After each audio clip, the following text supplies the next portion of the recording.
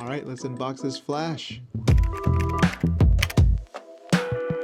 All right, so what I have here is the Godox Lux Junior.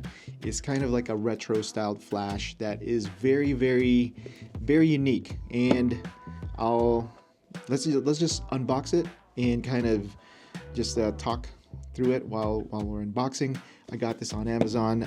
It's like $60. I'm looking it up on B&H too. It's the same price, $60. And it is right now has 4.4 star rating out of 23 ratings. And yeah, so let's unbox this. It's a very cool flash, and I'll compare it to some other flashes that I have. But cool, let's unbox it. All right, it comes in this black sleeve. Taking it out. This is a series of like retro flashes that they have, and this is the one that caught my eye for a certain reason. I'll show you. So here's the flash. You can see it has like a retro styling, you know, the black, like what do you call that, faux leather or leatherette style, like, and then silver accents. So here it is, very small flash. This is not a trigger, it's an actual flash. So look how cool and small that looks. That is actually one of the reasons why I bought this, you know, for that small size. But let's go ahead and put that aside. Let's see what else is in here. I don't know if there's anything else. It's a very, very bare bones. Look at the packaging. I don't even see anything in there. Okay, it does come out.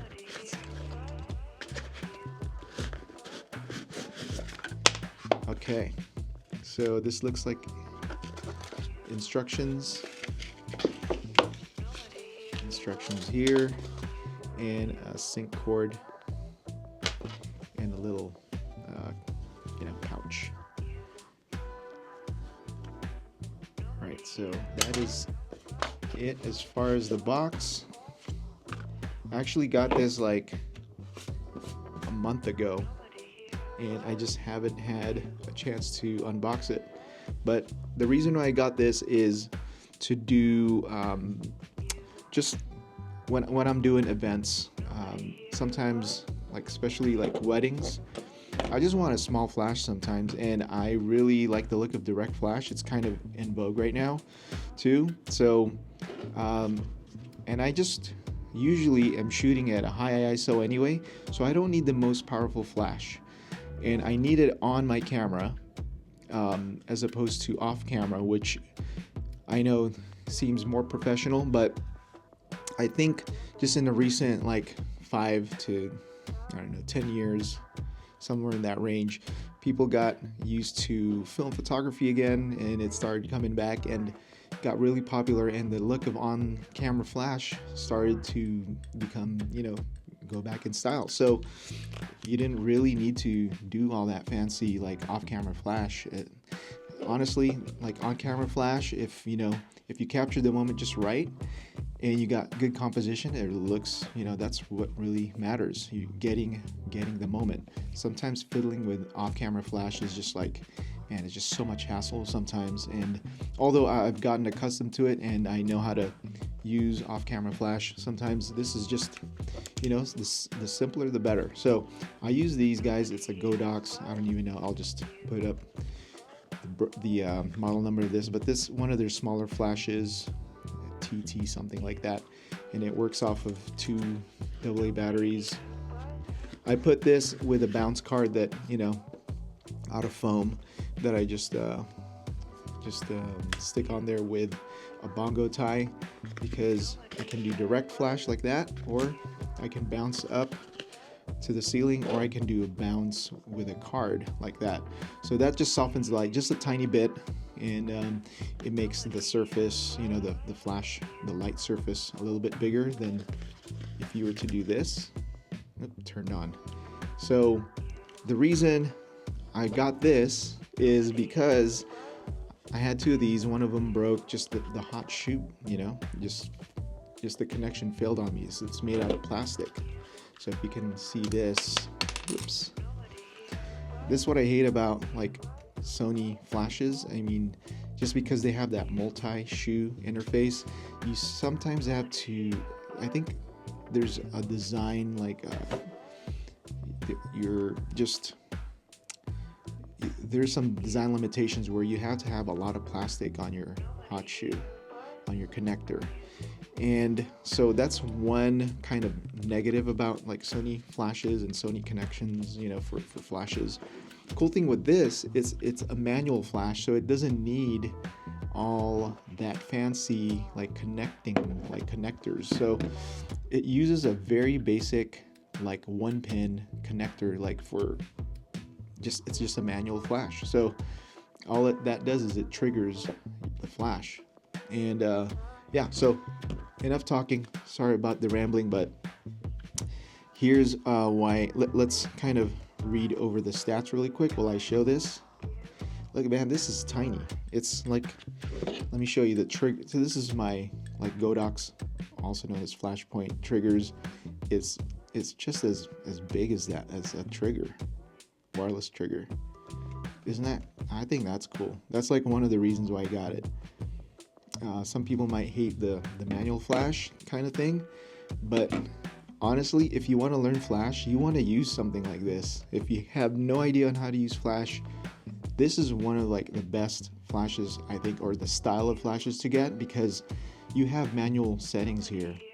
And when you're shooting, let's say in manual mode on a camera, I have an A7 IV right here, and you're just learning how to use flash and you just want to be proficient at it. Manual controls are the best, because when you click on a setting and change it, what you see is what you get. You get instant feedback right away. And sometimes when you have automatic just controls and TTL, all that stuff, you're like fiddling with all these settings, but your camera and your flashes are basically compensating and keeping the image looking the same, and you're not really learning. You're like confused as to why things still look the same while you're fiddling with your settings. So that's, I think as a beginner, that's one of the things that you might like come across, and it's very yeah, it's hard to learn that way. So if you're learning how to use flash just for the first time, this might be a cool tool for you, and just because of those reasons. The other big reason is it's $60. Like that's cheaper than a battery, you know? So yeah, so that's one of the reasons I wanted to get this, kind of like as a backup to this flash that I have from Godox. And Godox, you know, makes some good stuff. Sometimes their marketing and like the fonts they use are a little bit funky, but other than that, I love their stuff. So all right, so let's go over a few of the features on this. I'll just read it off the website here from B&H. So it has a guide number of 39.4 feet at ISO 100. It has 7 output levels, full power 1/1, all the way to 1/64.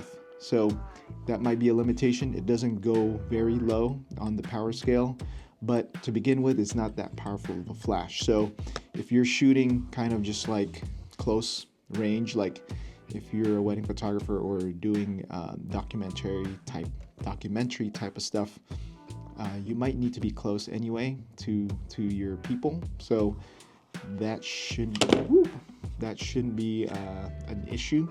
It runs on 2 AAA batteries. So yeah, right here. Jeez, I almost broke this thing. Okay. So 2 AAA batteries right there, and I actually use mostly AA batteries, so this is something that I'm gonna have to kind of get used to. So I just bought a whole bunch of rechargeable AAA batteries, just Amazon stuff. So let's see, let's go ahead and put that in.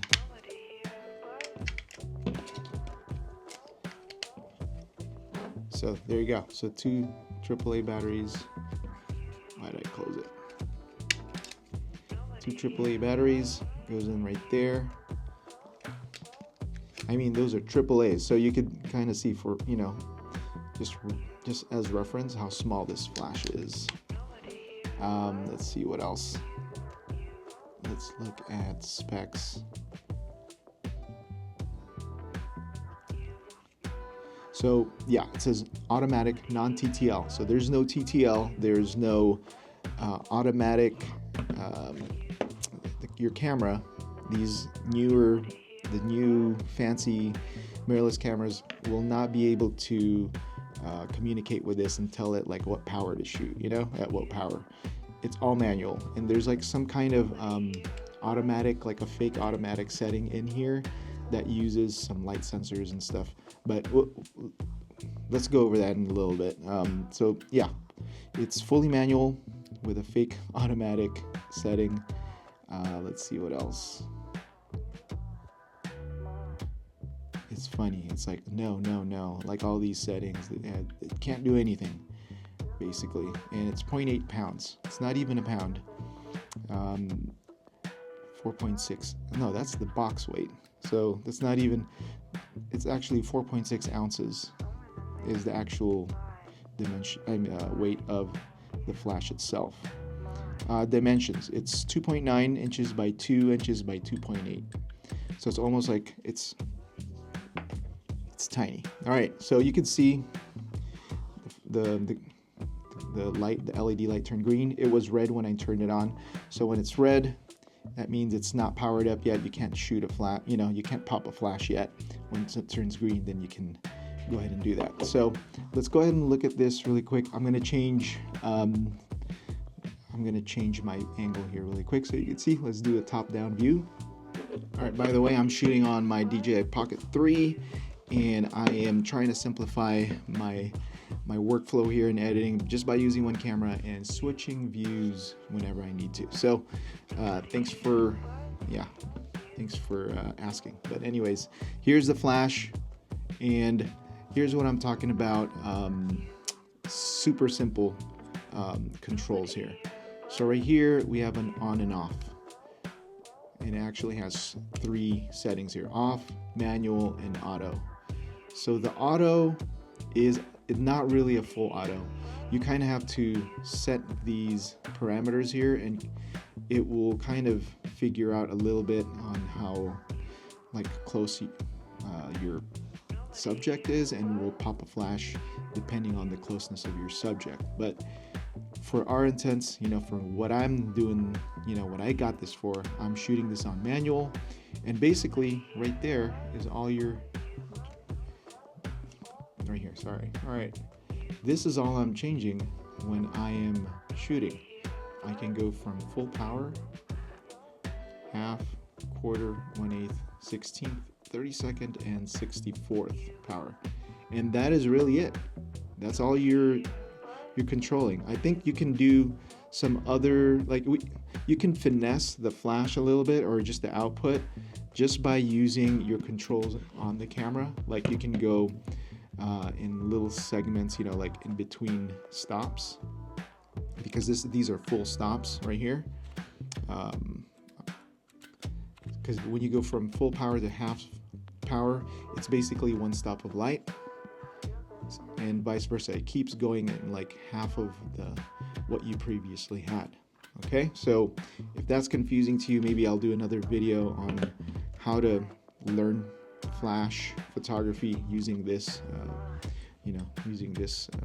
flash. But let's go ahead and put it on this camera here. This is an A7 IV.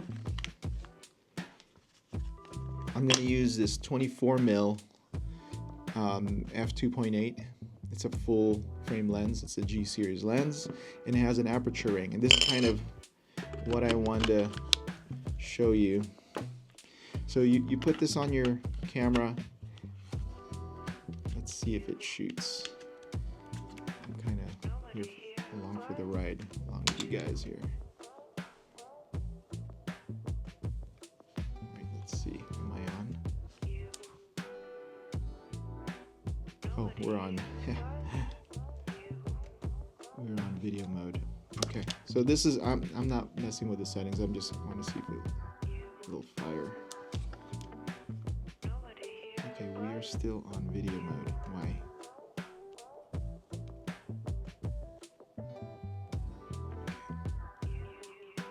Okay, there you go, it's firing. So how I would use the aperture in conjunction with your flash output power is, let's say you're switching from 1/4 power to 1/8 power, and then you took a shot and now it's a little bit underexposed. Now you can tweak this a little bit, and just a tiny bit, and then maybe you can open up your aperture just a tiny little bit and then shoot off another frame. So that's one way you can compensate for not having such fine control over these flash settings, is you can use your aperture, or you can even use your ISO at that. So to me, that's not really going to be too much of a concern, having the output such in a coarse level of just different levels. So that kind of shows you a little bit of how the output power settings, how they're controlled. It does have an automatic setting, which is not really a full automatic setting. It's not like connected to your camera at all. It's doing some kind of a weird thing where it's you have to set the ISO level and your power, and then it kind of has a sensor where it detects how close your subject is, I think, or either that or it has like a light sensitivity set. I'm not sure, but it's not one of those things where it's like one of these things where it does TTL. It's not that. So I don't think I'll be using that. I'm going to be using it mostly for the manual power. So I'll have to look into that, honestly, and I can't tell you more or else I'd be lying. I actually don't know much about that part, but I do know it has a slave setting, so you can set these flashes, I guess. So you can do off-camera flash, I believe. So there's one S1 and S2, so that's slave 1 and slave 2. Let me go ahead and grab the instruction manual to just clarify what that means, because I have no clue. So I got the manual, and as far as there's English, okay. Let's see. This is a true to life unboxing. I have no idea what these things are. Okay, I'm just gonna read it off to you. And optical control mode. So these are the slave and off-camera flash options. S1 optical control function is available in manual flash mode. Push the off S1, S2 button to S1. The flash can function as an optical S1 secondary flash. With this function, the flash will fire synchronously when the main flash fires. The same effect as that by using radio triggers. That's weird. This helps create multiple lighting effects. So S1 is like an off-camera flash, right? So if you have another flash that shoots off, let's say I have this on this camera, and I shoot with the flash goes off, and this is off camera, like this maybe, or on a stand, this will get triggered by that. So that's S1. And then let's see, S2 optical control. The S2 optical control function is available in manual flash mode. Same thing. If you go to S2, the flash can also function as an optical S2 secondary flash to be suitable for TTL flash. This is useful when cameras have pre-flash function. With this function, the flash will ignore a single pre-flash from the main flash and will only fire in response to the second flash. Okay, now that makes sense. S2 is if you're using a flash, basically. All right, here's the thing. You can use this as an off-camera flash that will fire if it's not on the camera. So the way it's going to be triggered is optically. So if you have no idea, and you probably don't, most people don't, because this is confusing stuff when I started. This is what happens. Okay, so let's say I have this system here. Let me put this on. This is what I'm talking about. I hate these. It's so sensitive. All right, so this is how you'd use the optical slave flash mode. If you go to S1, what happens is you use that if you want to trigger your flash when it's off camera. So let's say you want to shoot this like this. The way you'd have to do it is you'd have to have a flash on your camera to trigger this camera. And the way people do it is sometimes you use this as a fill flash and this will be like your main flash.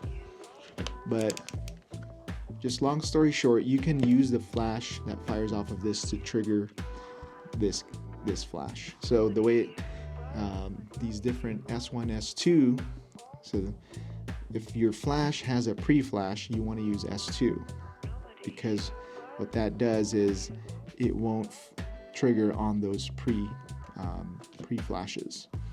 And if you're on S1, it kind of functions just kind of like a normal trigger where it'll get triggered on that first flash. So you just need to know what kind of flash you have, if it does pre-flash or not.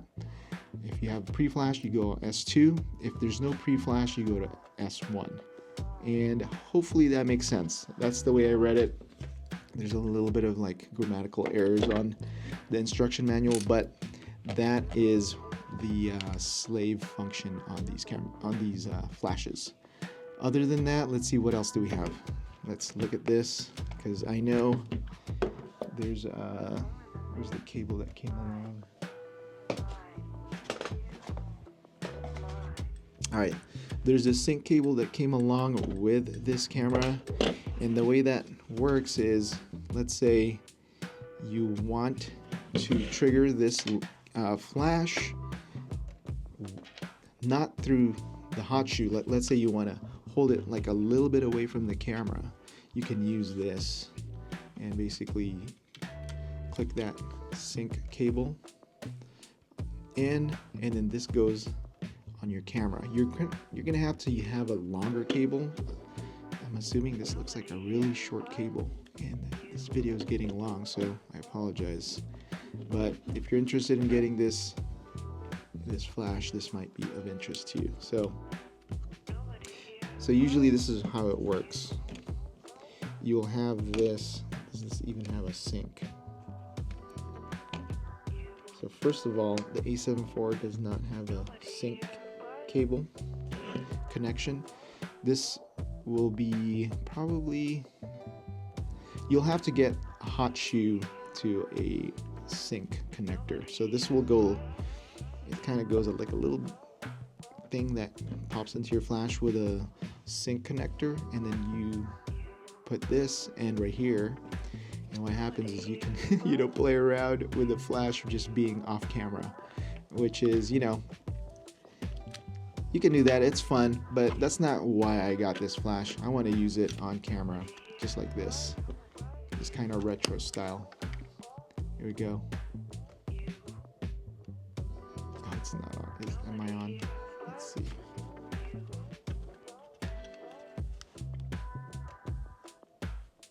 No card.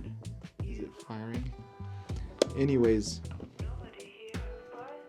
let's see.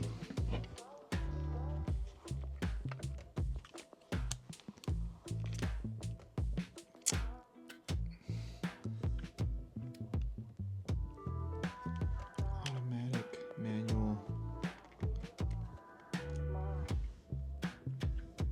Maybe I have to put silent mode off. Yeah, okay. So it doesn't work when I am on I can't have electronic shutter. I have to have mechanical shutter. That's why it wasn't firing, but mechanical shutter's on. Make sure you have mechanical shutter on, or else it won't fire. I just found that out right now. But this is kind of how I want to use this, I want to use it just on camera like that. So I am on quarter power. I could tell recycling is not that great, but on 30-second power. Fires off just fine. Cool. Even better when it's at 64th power. Awesome. So yeah, this is a cool little flash, works fine. Works great. So as long as you're not in like half power, quarter power, maybe less than that, its recycling time is not bad. And that's also running on AAA batteries, super small batteries. So that just about does it for this unboxing. Thanks for joining me, and if you have any questions, feel free to put it down on the comments. Thanks again for joining me, and see you in the next video. Peace.